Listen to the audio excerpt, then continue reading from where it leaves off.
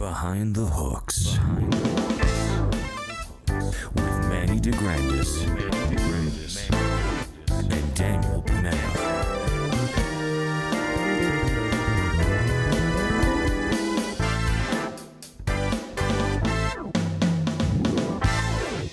Whoa. It's been a while since I heard that song. I know. I keep forgetting sometimes. It's like, that was a thing. How much fun that was. So, it's been a minute. It's been a while, yeah. Elephant, so long I forgot that song. Yeah, I guess the elephant in the room is the room. Yeah. This is a weird room. We are in my house.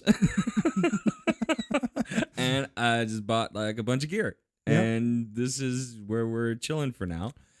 I can't remember when the last episode was, but it was a while. Yeah, it was probably winter time, and we're going into winter time again. Yeah. And yeah. I forgot how to do this. I know, we're so awkward right now. I forgot how to do this. Well, but we've been lucky. We had a lot of people bugging us. You're gonna do it again. You're gonna do it again, dude. It's and it's you made it dragging on me. happen. I don't know about We're that. all I don't know should about be that. thankful for Dan's gear right now. I was like, I don't know. I was a little jaded, little crisscross with the whole thing, and then you're like, you know what? Forget it. I'm putting up a post and I'm going on Amazon. Yeah, I went shopping crazy and just bought everything we needed. At least to start. Yeah. This could be like, I don't even know if the camera angles look. I'm going to check the camera angle right now. I'm going to get up and just check. Because I'm curious. That looks okay. Yeah, I think so. All right. I keep forgetting this isn't like a radio show. It's a podcast. You do the hell we want. So. Yep. And people enjoy you getting up there. And speaking, I don't know about that. My leg's shot. So like, I can't move around like I used to, Manny. It's okay. We're sitting. So, look. Welcome to Behind the Hooks. 2.0? 2.0. 2.0. Not season 2, because we're not going to do No, we don't do seasons. No. Podcast seasons is weird. It's awkward. Okay? It's ongoing. Let it go. Let it go. I'm Daniel Panetta. The other beautiful voice that you heard is Manny DeGrandis. We didn't introduce ourselves. We were so bad at this. We didn't even have notes before at like the last show. But we were just better at it. We're in a groove. Now that groove is gone. I think okay. So basically, what's going on is I talked about it on one episode. How my old management team, like basically the fake kind of promises that you get in the music industry is a very real thing. And we found out that it doesn't only apply to the music industry. It also applies to all sorts of media. So, without getting into too much detail about that, what I think we can say safely is the fact that we're able to, we're in an environment where we can say things that we want to say. The fact that we can actually do this, and I'm very fortunate to be able to say like, this is ours. Yeah. Like we got this now. Yeah. That we own it. Nothing is really going to change unless I really screw up the distribution. Like that'd be the internet's fault. Yeah, I'm going to strictly blame the internet, but we're going to talk about partnerships that we're going to be having. We're going to have some really cool interviews coming up on 2.0. We're not calling. That's it. No, that's the last let's 2.0. just stop that. But we did some planning, and we have some great ideas for what we want to do, and we have some great guests. Some of them even said yes, and some of them I'll have to send another email. Yeah. But definitely we're stick with the same thing. Behind the Hooks, we're gonna be talking with musicians, but we want to expand it more and talk with people behind the scene of music. We want to talk to manufacturers, distributors, Salespeople. all that Producers. stuff. Rent a stage people. Oh yes. Oh yeah. We did a commercial for them and everything, Yeah, man. everything. But you know what? Yeah, having a part 3 of Part Leo 3. Gray. Maybe this time we'll actually ask him questions about his business, Yeah. not about I the don't think. business. I don't think. No. I don't think we will. No. So yeah, you know, it's just par for the course. You know, being in the entertainment world, you're gonna run into hiccups along the way. Things are going to change that will put a wrench in your path. But I think we can safely say that it's not so much the wrenches that come along the way; it's how you deal with them, Yeah. how you recover. How do you get rid of that wrench? So the way that we recover is spending a stupid amount of money on just to do it yourself. Not because we really have anything new to say other than what we've been up to, but it's for people that actually got something out of our show. And I know that you've gotten word from a lot of people that that asked questions about whether or not we were coming back. I've gotten a ton of questions about the same. And I think we owe it to those people that enjoy the music talk and what it is to talk about behind the hooks. But also, we owe it to ourselves to get some shit off our chest. Yeah, and get back at it. You know, we enjoyed it. We had a flow. We were good at it. And I think we are. we I mean, this Maybe episode not right aside. now. This episode aside. But yeah. So I think that what we should do is maybe. So COVID is still a thing, by the way. If we're time capsuling this in some way, COVID is still a thing. But you know, we've got vaccinations. We're double vaxxed. This is not really the place to talk about whether or not, you know, the whole politicized thing that people tend to do. This is not that kind of show. This is not Facebook, everybody. No, this is not Facebook. We have feelings and we're actual humans. What I think we should talk about is what it's been like in this new way of gigging since lockdown lifted. Yeah. Because it got busy. It got, well, I mean, yeah, it was, I don't know, it's mind-blowing to really, like, now you just put in perspective of, like, you know, well, when we were doing the show, gigs were off, but we were still allowed to do live streams and stuff, and then it just blew up everything. So in 2021, my first gig was with us, a live stream at the Moonshine Cafe, which we'll be back at one day. Oh man, I forgot about that. So that was March something or other, right? It would have had. March. No, there wasn't snow on the ground, was there? There was no snow on the We were ground. outside nicely. Was it April? That's how sad it was. Was that my first gig of 2021 was that far into 2021, and then we had nothing again until July, really. Yeah, that sounds right. Oh man, Yeah, because July everything started opening up again, and now here we are in October, and it was a good run. I'll say that from July, people were excited. The weather was beautiful. There were lots of outdoor gigs, lots of people just clapping at every song, and no stupid requests. Those came back though. By mid-September, all of a sudden everybody wanted to hear Brown Eyed Girl again. And I'm like, geez.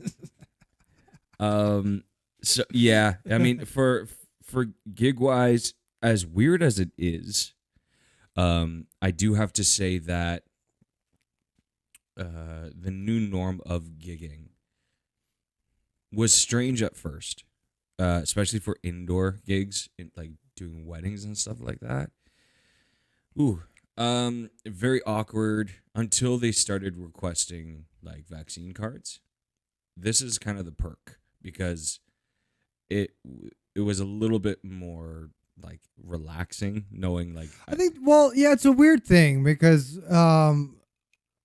yeah, pro it, against it, whatever. But to be in a wedding room, there's a bit of and everybody, everybody got double checked, double vaxxed and whatever. There is this extra calm. Like before that, playing weddings, they were stressful. Like when you're talking August, and weird. like a lot of them were outdoors and stuff, and it was this weird energy because everybody's just like, oh, that person doesn't have a mask now, or that, and then people wanted to take off their mask because they were like, well, we're at a wedding, and there's a lot of tension now. Now we're at the same kind of weddings, same venues, and a lot of people aren't wearing masks, but there's this calm because we all got checked on the way in, which is nice. I think. I mean, I like the added blanket of like, being able as a singer to take off my mask and know that I'm not only protected but protecting, the other people in the room. And again, this is not that kind of show, but it does play hard into how busy things got because we paid attention. I don't feel bad that I've taken gigs away from singers because they didn't get vaccinated. I don't feel bad. At the same time, because it has happened. Yeah. Because the venue needs those cards, and some singers didn't want it, and I get the call next, and it's like, yeah, I'll take it. I haven't really said no. Yeah. To like any gig. Yeah. It's been crazy. I joined up with a group called Supersonic Hearts Band, and I was. And that's new. Like was that something that was going to happen before COVID and COVID happened? Okay. So I had done a couple of gigs with them, and they're an event band. So basically what they do is like larger events, weddings, any like functions, galas, everything like that. And I was hired on like just as a hired gun, and did a couple gigs, did a wedding and like, a birthday bash, that kind of thing. And it was fun, like they had their own website where they at the time I didn't realize. So they have their own, musicians page where, we log in, we see where the gig is, how much you're getting paid, what other musicians are going to be on the gig, what the set list is, everything is on our worksheet. That's very cool. And so you log in, and that's where you send your invoices to once the gig's done. Is there any so there's no emailing? So put in perspective, I get a gig, I call up you and the three other guys in the band, and then I send. So instead of that, it's literally like I send an invite. Through the worksheet. And then I'm like, okay, I'm Dan, and I go into there, and then I see who the band is, who said yes, and then wow, that's pretty cool. It is pretty cool. Yeah, I mean, like I like the one-stop shop. It is a one-stop shop. I love That's that exactly stuff. what it is. I love so being able to like log in and see who's playing on it, you get a gauge for what kind of event it's going to be. Yeah. What I love about it is the fact that you can feel that it's like a musician-run company. Like they get it. Just right there alone makes me say, "Oh, okay." Yeah. So what ended up happening was, so just before COVID, I only did a couple of gigs with them. COVID hit, and I had a bunch of gigs lined up for 2020, and with these guys. Mm. And the beautiful thing is, it's musicians all over the GTA and elsewhere in Ontario, and basically you never really have the same band twice. And then what I realized was there was like 40,000 musicians all around the world, and like there's all these companies worldwide. It's global, right? Yeah. It's brought to you by the International Musicians League. Yeah. I feel like a superhero, man. It's so dope. Anyway, so I get all these notifications from email basically saying this gig gets pushed, this gig got pushed, this gig got pushed. So it's like, okay, so either they're going to get canceled or they're postponed to like 2022. Anyway, lockdown lifted and we still had half the season left, right? So like generally there's like peak and non-peak seasons for weddings anyway. Yeah. So like generally it's like, forget the winter. The winter is like off season. But as soon as spring opens into fall, from spring to fall, it's like boom. So I had basically had half a season this year, you know, and that half a season had me gigging like on average 3 to 4 nights a weekend, 3 to 4 gigs a weekend, I should say. And, you know, started a jam and like it got crazy, right? And then shortly after the first couple of gigs that I did with them, they brought me on as a producer, which basically means now I deal with the administrative part of it as well, along with a team of Toronto producers that I work with. And, you know, they've been absolutely great with, you know, holding my hand with it. And, you know, because like I'm dealing with inquiries from clients and it's like trying to sell it, you know. Oh, so the producer is so tell the people. I already know, but this is how good of an interviewer I am. But tell the peoples what a producer is. So generally, you would be doing the gig. You're hired as a singer. So now, what has happened since just being a singer? So, you know, the fact that I have a PA system really helps because, you know, it's not necessarily like I'm on the gig to be this singer. Sometimes it's like you have the PA system. It's like, you know, you could just be the sound. You know, there is an option for that as well. So what happens with being a producer with these guys is, you know, I'll get the inquiry from the client. They will book and put the deposit down. And at that point, I book the musicians. So I'm the one that reaches out to all the musicians that I want for that day. They say yes or no. Gives me a lot of time to be able to switch out musicians if they can't do it, if one or two can't do it.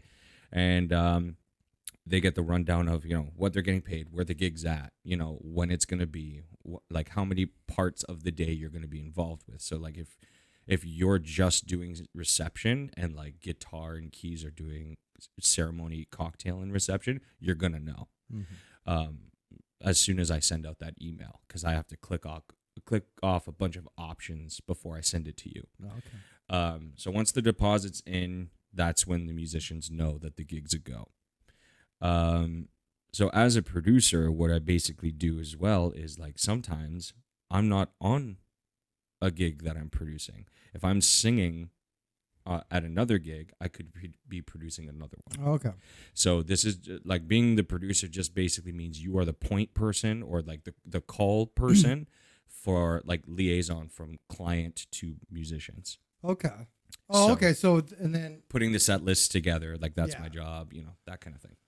so you'd put the set list together even for two different other singers. 100%. Oh, okay. Basically, so on their every musician has their own page that producers can see, and I see their song list, their master song list, so I can select their songs from their song list and like, you know, throw it into the set list. So the singers generally it's like we have to go based on the singer's set list. Yes, that's what I And figured. then for the most part, musicians have played Should the learn. song like a bajillion times, or they'll figure it out real quick. Yeah. So yeah, it's been really interesting. And then you know, our season's coming to a close at this point, and it's a time of filming this. We're nearing the end of October, Yeah. and Halloween. Halloween is coming up. So yeah, so we're finishing the season off here, and basically taking the winter to develop the rest of the gigs for next season. But in the meantime, during the winter, you know, it's writing season as well. Yeah. You know, there's going to be a lot of writing going on. I've finally decided to do an original There project. It is. There it is. I was wondering how we were going to segue into that. I was thinking Lion Jam, Halloween, then into the original I'll talk about project. that too. But the Manny is part of my original project. I'm basically putting together a 12-piece band.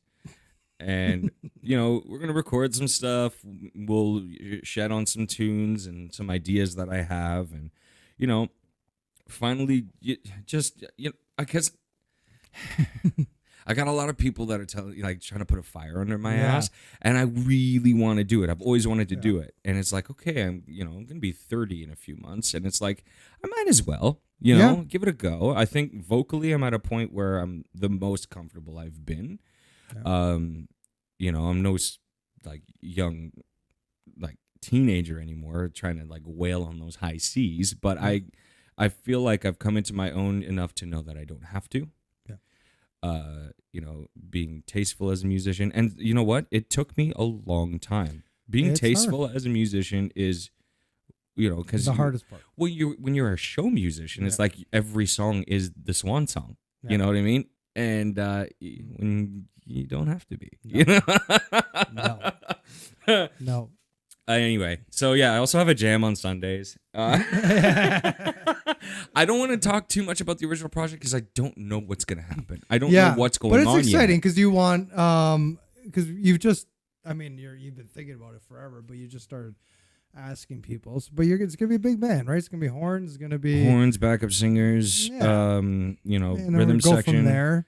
Yeah, you know, like I think you know, the fact that I'm able to have such great friends, you know, yourself included, that I can call on and be like, look, I've got this crazy idea. Tell me I'm an idiot, and you're all like, nah, this is Nah. wicked. This is Yeah. I'm in. It's like, God, okay. It's a time I've been finding a lot with especially coming out of COVID. Like, you know, actually during COVID, a lot of it was funny because a lot of jobbers were like, "That's it, I'm not jobbing as much. I'm fucking original and only people's original music or my original music, and that's it. Like, forget it." Mhm. You know, And that's a hard gig. I get yeah. the incentive, right? Yeah, I had this discussion. Being a working musician is is literally our way of staying in it, getting paid, and reinvesting to be Yeah. able to do those things. Look, it is not easy being a working musician at all because it's a constant grind. You're always hustling, and it's the only way that we can justifiably stay in it. And by in it, I mean like doing music, getting paid for it, and being able to reinvest into whatever projects we're working on. I would not have been able to get any of the podcast stuff. And I know, like, I got to fix the audio like crazy in post, but I do this because I was able to do this because I got to work. You know, for the half season that I got to. Next season, when it's a full season, who knows? Maybe I'll just get a studio instead of doing this in the bar room, which for those of you watching, looks like a 50s diner threw up. we should probably do a pan of the whole thing for I the end. would, but in the end, I have at the end of the everything like episode. Yeah. bunched up behind the camera. It's really hilarious, right? This is funny. Yeah. But yeah, so, you know, coming back to this show, Behind the Hooks is always going to be kind of like, it's a lot for us as much as it is for you guys, because this is our chance to, like, one, as musicians, talk about what's going on, what gear we're using, what developments there are in the music industry, you know, what people are doing to continue working, but also I don't get to see Manny very often anymore because he's busy as hell too. So this is a great chance for us to like sit down and catch up. It's you always know? nice. It's funny. Like, before ever doing a podcast, like, I would never do a podcast. And then you start doing it, you're like, this is a lot of fun. There's a lot of shit to say. And, you know, an hour, 15 minutes in, I'm like, man, I missed this a lot, right? And I was like on the fence of even doing it ever again, right? There's my legacy. Yeah. I know. We're going to make the legacy longer. Yeah, why not? You know, Yeah. like, what do we got to lose except for a lot of money? No, not really. We're gonna take a quick break. Yeah. Enjoy whatever I decide to put in the in the middle portion. Who knows? I mean, we might have a sponsor by the time this comes out. I don't know. So, like, I'll cover my mouth and say, like, this is brought to you by, and I'll overdub it. But yeah, we'll come back and we'll do a segment that we all know and hate, and talk a little bit more about what's going to be going on. Cool beans. We'll be back in a sec. Behind the Hooks. With Manny DeGrandis. And Daniel Panetta.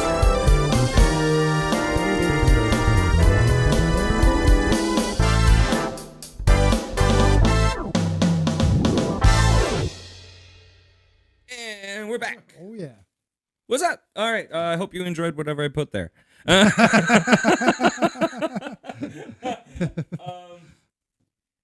Yeah. So Shall we do it? I don't think I got it in me, man. Oh no. I don't think I got it in me. All right. Let's see if I wake up the neighbors. On this day in music history. I don't even have the page open. Okay, 1967. So on the day of recording this, on this day in 1967, the Bee Gees were number 1 on the UK singles chart with Massachusetts, which I did not know how to say until I was about 16 years old. Yeah. I always said massive two shits. And thanks, Mom and Dad, for that. The group's first of 5 UK number 1s, Engelbert Humperdinck, was number 2 with The Last Waltz. Ooh. And Traffic were at number 3 with Hole in My Shoe, 1967. Great titles back then, man. Yeah. Bee Gees, that Massachusetts was in the era of the Bee Gees before the Bee Gees that you guys, most people are familiar with. Yeah. The Saturday Night Fever era of the Bee Gees, the disco craze. This was back when they were more folky. They did a lot of like UK, and back in their homeland of Australia, they did a lot of Simon and Garfunkel-esque things in the mid to late 60s on like their variety shows and stuff like that. They had their own version of kind of like the Ed Sullivan Show and Top of the Pops and stuff. So they did a lot of, it was Barry playing just acoustic guitar and him and his 2 brothers harmonizing with each other, and it was absolutely beautiful, which kind of led to how wonderful the harmonies were in the disco era. They were able to carry that forward, right? Bee Gees were a very different animal when it came to songwriting. We were looking at their just some of their roster of songs before we came back here. It's insane. Yeah, they did so much writing for people. Yeah. And if you look it up, these are things that just got lost, I think. I mean, they did have a really good documentary that's out there that helped me learn more about them, because they wrote a lot of hit songs for other people, never mind themselves. And I think, a lot of people hate disco, and man, the Bee Gees, I don't get that. And I think it comes with everything, right? Like with every style of music, like it starts off one way, and then the copycats can't do it as well, but they write the hook, and then there's just this hook that's over and over. But their chord changes, like anytime I had to lift, I subbed in with a tribute once, a Bee Gees tribute, and it was like, whoa, look at these chord changes. They're beautiful. Their harmonies are, I think that no matter what are just gorgeous, which makes sense why they were a folk band obviously the times, 67, it was the era for it. It was the era. And then they just kept it going through that. The entire 70s was just banger after banger after banger, into the 80s, more bangers. By the time the 80s were through, these guys were doing like greatest hits. Yeah. Which is very rare for any groups, really, because it was, that era of music was so cool. These guys, just the talent, the writing talent alone, like if I had to break it down, so putting the performances aside and their abilities, the writing portion of it. I mean, to be able to write consistently such memorable songs that have lasted generations, really, or a generation at least, is I don't know if we'll see that again. No. There's a select few musicians that are out now that I think my children will know. Yeah. But the Bee Gees. So the Bee Gees consisted of Barry Gibb, Morris Gibb, and Robin. They did have another brother, Andy, who passed away, who wanted to be part of the Beatles. And if you listen to his stuff, he could have been. Like, he was insanely talented as well. Because he came out with a solo album. He did. But then he got messed up with the lifestyle, right? I mean, depression's a Yeah. weird thing in our art form, in any art form. And, you think that there's enough of an outlet for us. But, I mean, if COVID was any indication of how dark things can get, it's amazing how when you don't have the right outlets, songwriting is great. It's a great release, and there's something euphoric about being able to put something out there that is that's very vulnerable. But sometimes it's not enough. And his older brothers were doing incredible things, and there's only so much they could have done. Depression it's something you don't fool around with, and unfortunately it plagues a lot of great creative people. But on the Gibb family, especially Barry, I don't know how he's sane right now. Yeah. With all the loss that's surrounded him. But seeing videos of him recently, it's incredible. It's absolutely incredible. Like, he's doing the old songs, he's pairing with people, he's singing along with, it is so nice to see how it's just wholesome, Yeah. it's an amazing thing to see. Barry Gibb is like one of my heroes. He really is. That falsetto. It's crazy. And it's weird because, like we said, a lot of people only know him through the disco stuff, right? So you get kind of thrown away. And I feel like they did for a while there, and then they came back pretty big in the 2000s at some point, right? Yeah, there was a cool resurgence of the Bee Gees that happened in the late 90s because they did that VH1 Storytellers thing. That's what it was. That basically like an unplugged show. Like Nirvana did it. Everybody did it in the late 90s. Well, not Nirvana did it in the early 90s. And but it went on through the entirety of the 90s and into the 2000s, and they were on Storytellers by VH1. And I remember watching that when it came out. It was on I think a weekday, and being able to see them talk about their songs and then sing them. To this day, there's a YouTube clip out there, and I'll put it in the description. And but if you're just listening to this, check out the Bee Gees doing "How Deep Is Your Love" a cappella on a talk show. They're just sitting on a couch, and Barry starts the song, and then they start singing unison, and then they start singing harmony, and there's like some sort of weird room reverb that's going on there that makes them sound angelic as hell. And it just, like, if you ever need a pick me up, like that's what it's one of the most beautiful things I could hear. Just how smart they were with changes, and how they accented the changes in an era where, like, not a lot of people did. Yeah. You just had these block harmonies, these very ABBA-esque harmonies, right? And the Bee Gees found a way to just own this specific type of sequence when they did their harmonies. They weren't necessarily singing parallel to the melody.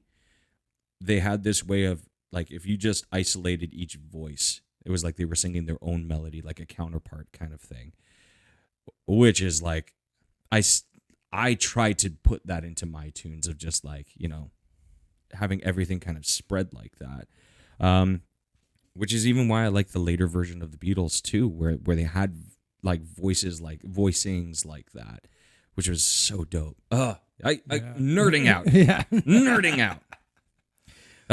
Anyway. But it goes to prove, like, when if you're really good and you're really, you can last forever if you're really good. They did a lot of work. It's obvious they worked really hard, and they were amazing. Yeah, they really were. And that to have a comeback, what were they, 50? Something like that, yeah. Right. Easily. And now that you brought that up, I'm like, I remember that exactly. I remember that Storyteller. And then all of a sudden they're doing world tours again. Yeah. Everybody's running out to go see them again. And then Morris passed away. And then Morris. Morris was the first one of the three to pass away. And Morris was... So they each brought individually something so spectacular to the group, which is, the only way you can have the Bee Gees is with those three. I know they were brothers, which is, exactly why it could only be those three, but it couldn't have worked if they didn't have the elements that they brought. If you listen to like Nights on Broadway, which is one of my favorite Bee Gees songs, that last portion of the song, the super high notes, Nights on Broadway, probably get like demonetized because of that, but that's Morris doing the high stuff. I always thought it was Barry.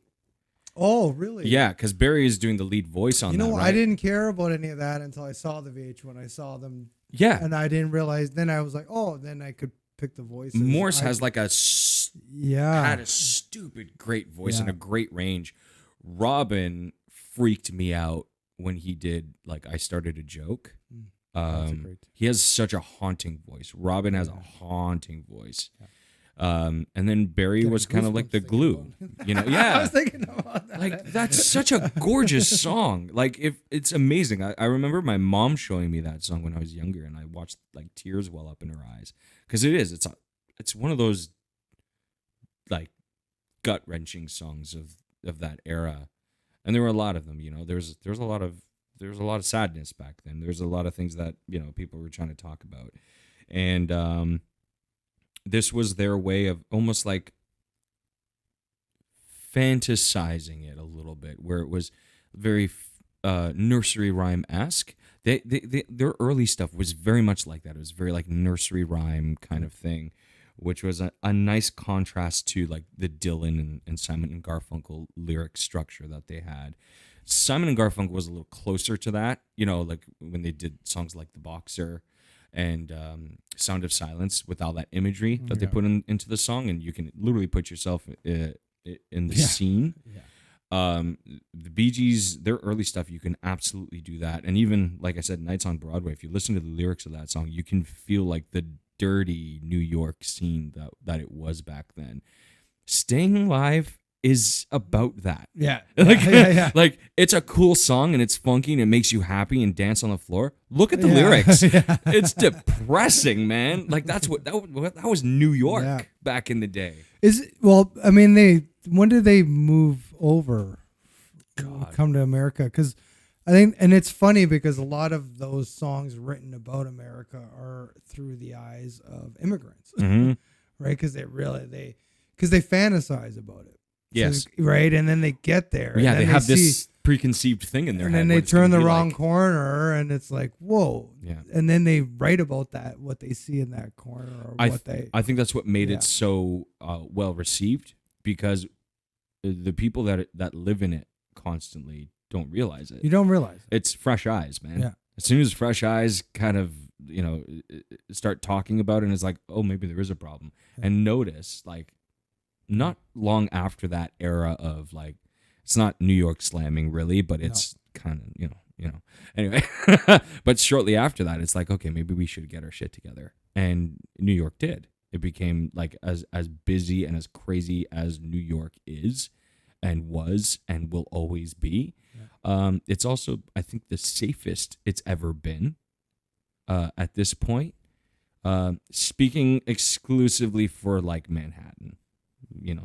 I can't speak for like Brooklyn and the other boroughs, but I can say for well, Manhattan, they don't put that stuff in the news, right? So. Yeah, they brush it under the rug there, right? There's problems everywhere, every major city. I mean, for us here in Toronto, I mean, it's always, we had our dirty era too. Yeah. We definitely had our dirty era.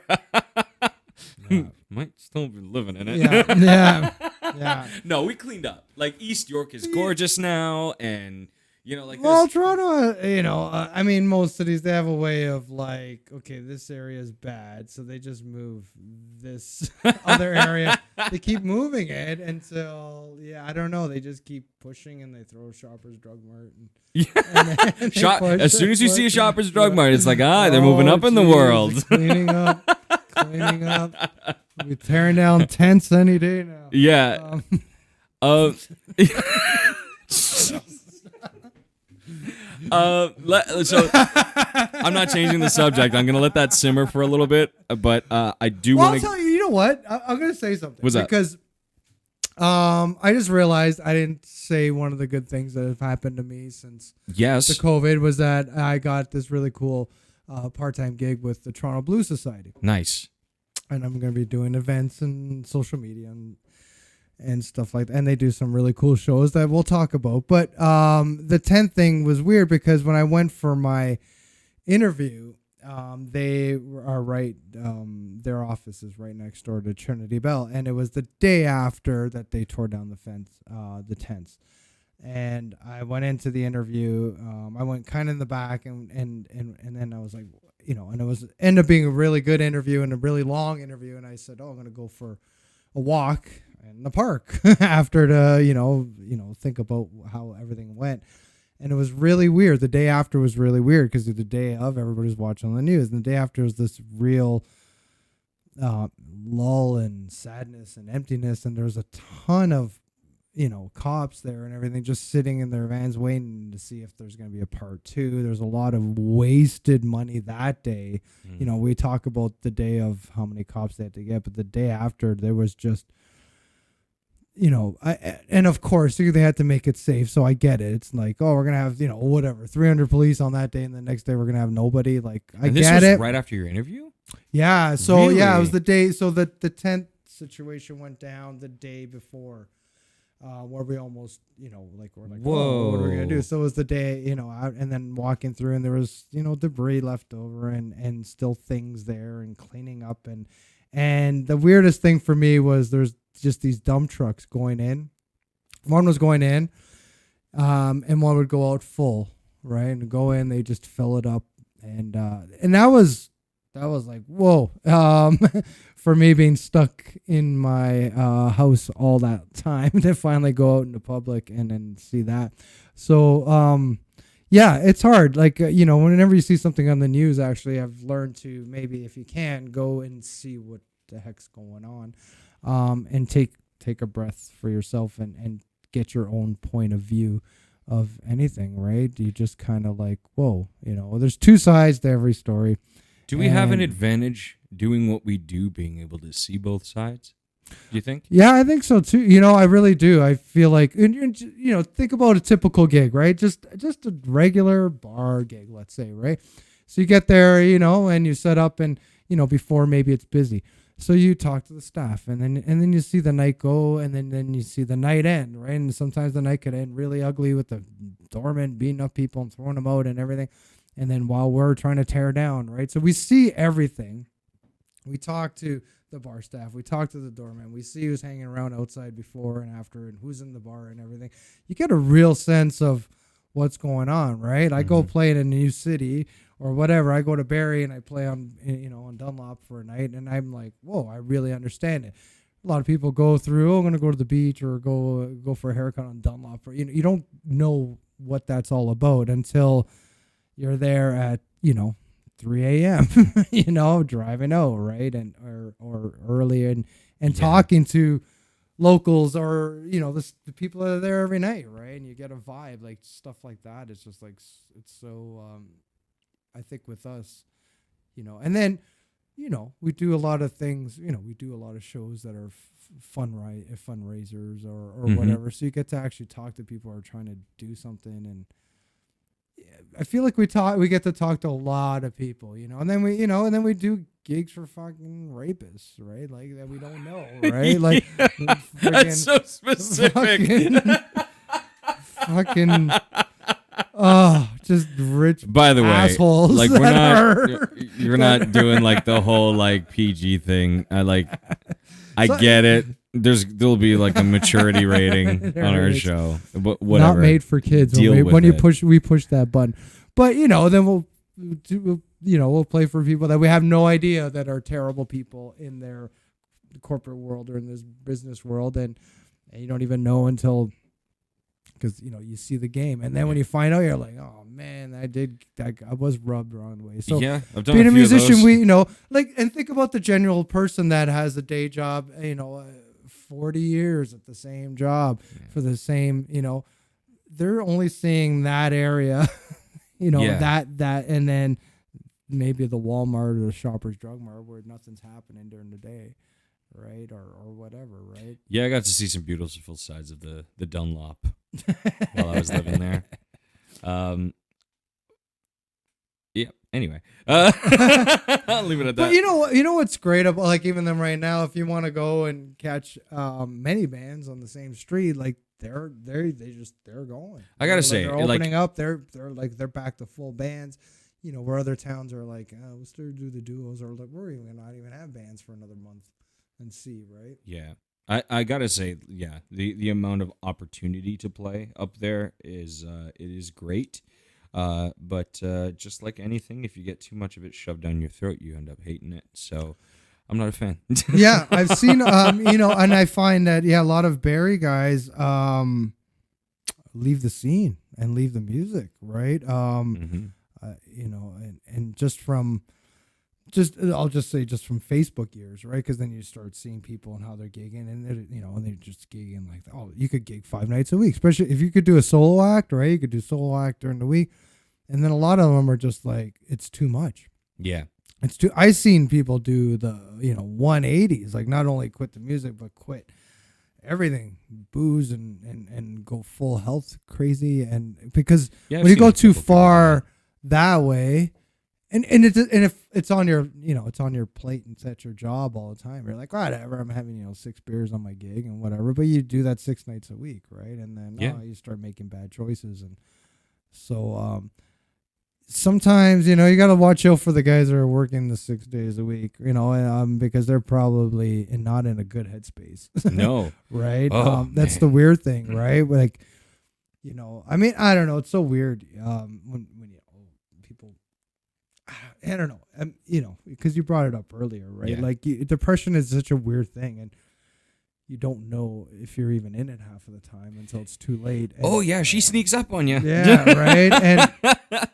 And it's just so like, and then seeing people, like, you just want everybody to win, right? And it's like, oh, and you're happy for that person playing that much, and then you're like, what? You're not happy, right? Or, like total opposite, right? Like Carey Price, I guess I'm not trying not to follow hockey. I'm just so mad at the Leafs. I'm so mad that what they did to me last year. I had nothing in COVID, and I thought we had a chance. I know. Blah blah blah, whatever. And then Montreal did so well, and I guess Carey Price let that bad goal, and it really messed with his head. Yes. And I've seen people on Facebook going, like, oh, you make $40 million a year, you should be able to deal with it, right? It's like, no, he could have if it wasn't for people like you and the media and just shoving it down his throat. It was like.